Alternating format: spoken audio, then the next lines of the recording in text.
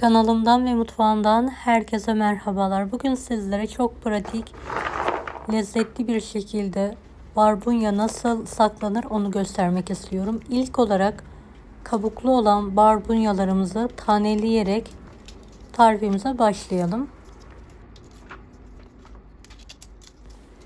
Bahçeden topladığım barbunyaları kabuklarından ayırarak taneliyorum.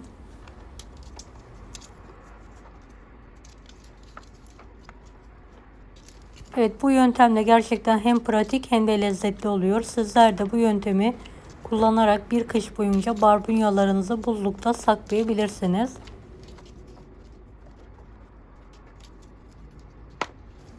Videomu bu kısma kadar izlediyseniz yorum kısmına herhangi bir emoji bırakırsanız bana destek olmak için sevinirim.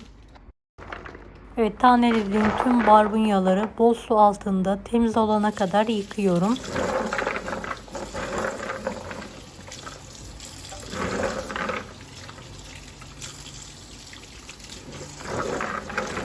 Evet, barbunyaları yıkadıktan sonra en önemli püf noktalarından birisi suyunu çok iyi bir şekilde süzdürerek kendi halinde kurutmamız.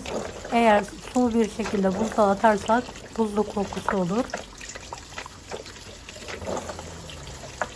Evet, temiz olana kadar yıkamaya devam ediyorum.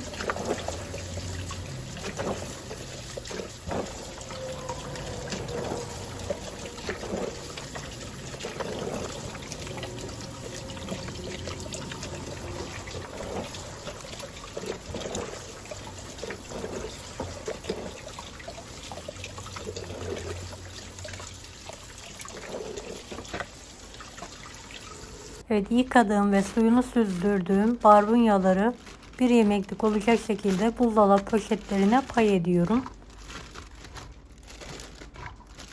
Daha sonra ağızlarını sıkı bir şekilde bağlayarak buzluk kısmına atıyorum. Bir kış boyunca barbunyalarınızı bu yöntemle çiğ olarak saklayabilirsiniz.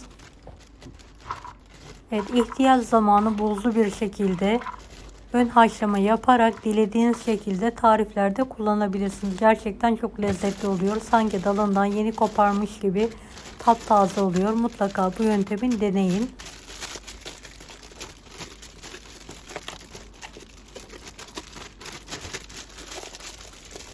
Hava almayacak şekilde alt kısımlarını bağlıyorum. Daha sonra buzluğa atıyorum. Gördüğünüz gibi 4 yemeklik geldi. Hem bahçedeki barbunyalar değerlenmiş oluyor hem de gerçekten elimizin altında her zaman hazır yemek oluyor. Mutlaka sizler de deneyin. Deneyecek olanlara şimdiden kolaylıklar dilerim. Kanalıma ücretsiz abone olmayı unutmayın. Bir dahaki videolarda görüşmek üzere. Allah'a emanet olun. Hoşça kalın. Daha farklı tarifler için bunları da izlemeyi unutmayınız.